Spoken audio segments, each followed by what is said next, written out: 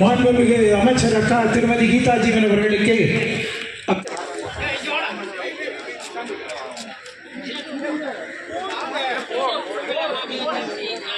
நிஷாந்த் அவர்கள் ஜேசி அவர்களுக்கு பொன்னாடை அணிவித்து கௌரவிக்கிறார்கள்.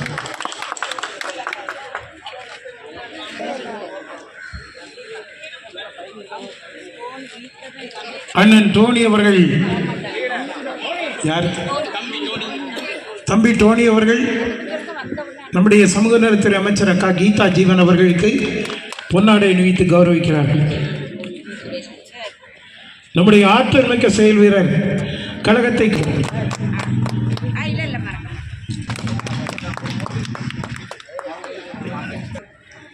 72வது பிறந்த நாள் விழாவில் அடியெடுத்து வைக்கிறார்.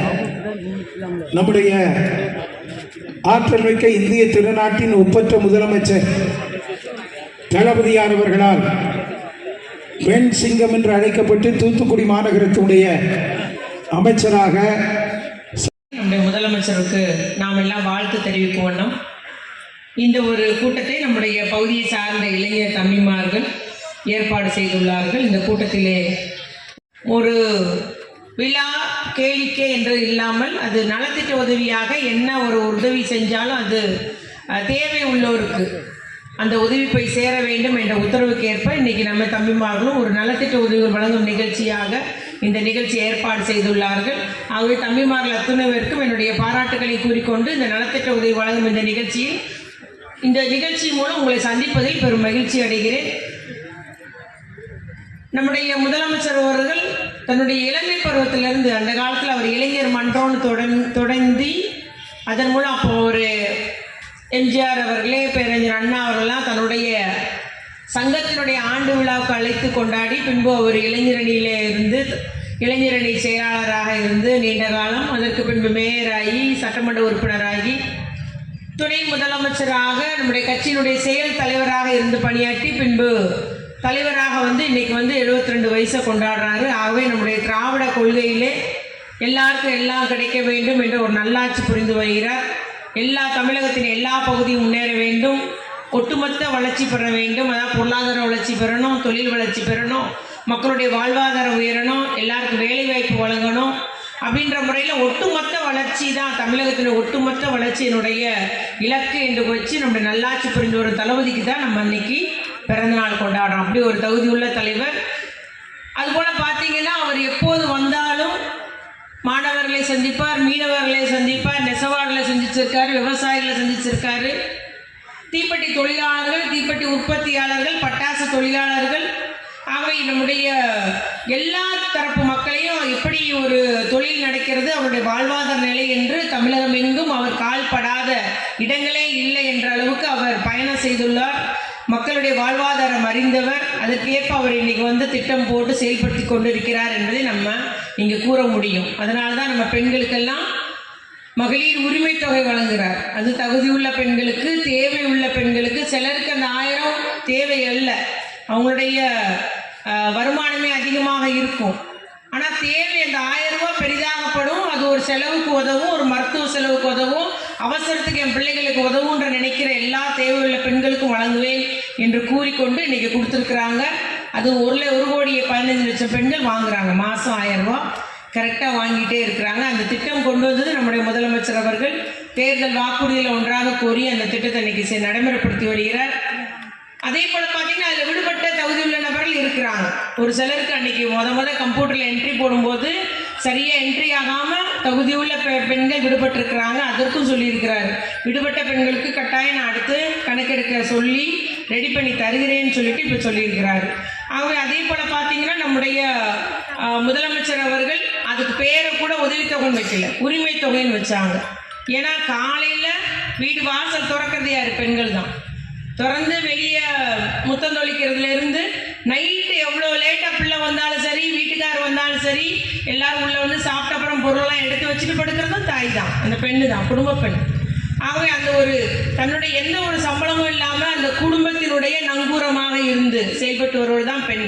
அவங்க தான் அந்த குடும்பத்தோட முக்கியமான ஒரு நபராக இருந்து பணியாற்றி வருகிறார். ஆகவே அந்த பெண்களுக்கு நான் உரிமை தொகை வழங்குகிறேன் இது உதவித்தொகை அல்ல என்று கூறி நம்முடைய முதலமைச்சர் அவர்கள் அந்த உரிமைத் தொகையை 1000 ரூபாய் அந்த உரிமைத் தொகையை எல்லா பெண்களுக்கும் வழங்கி வருகிறார்கள்.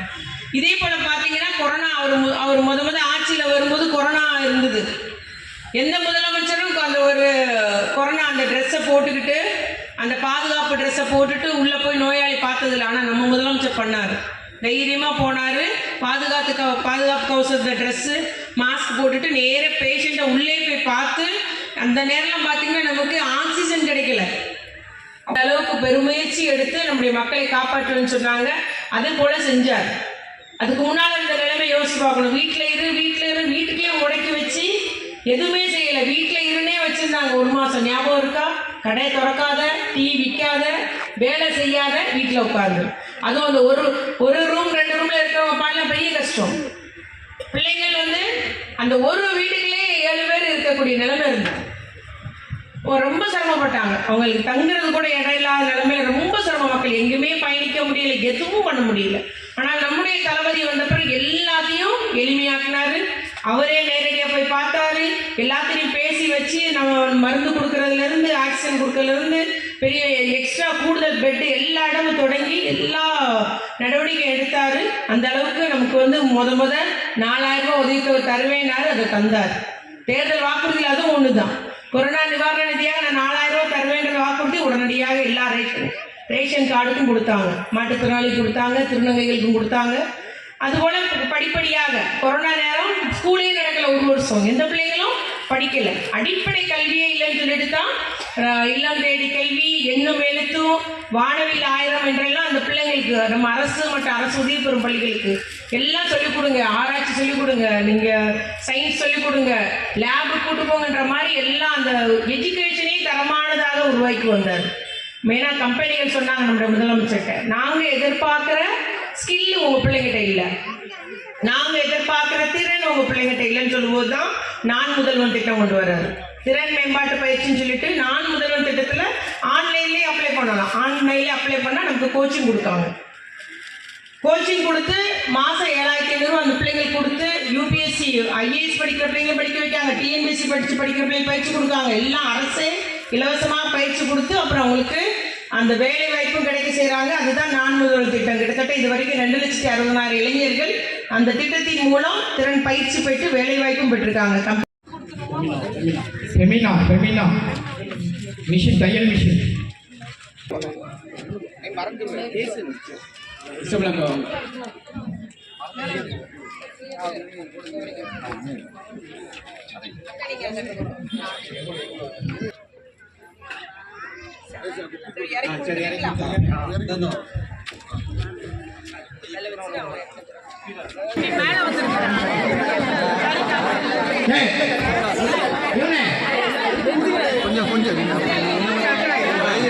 எல்லாருக்கும் உள்ள டிஃபன் பாக்ஸ்ல இனிப்பு இருக்காங்க.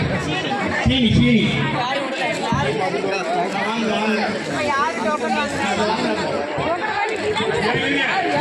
ஒரு போட்டோ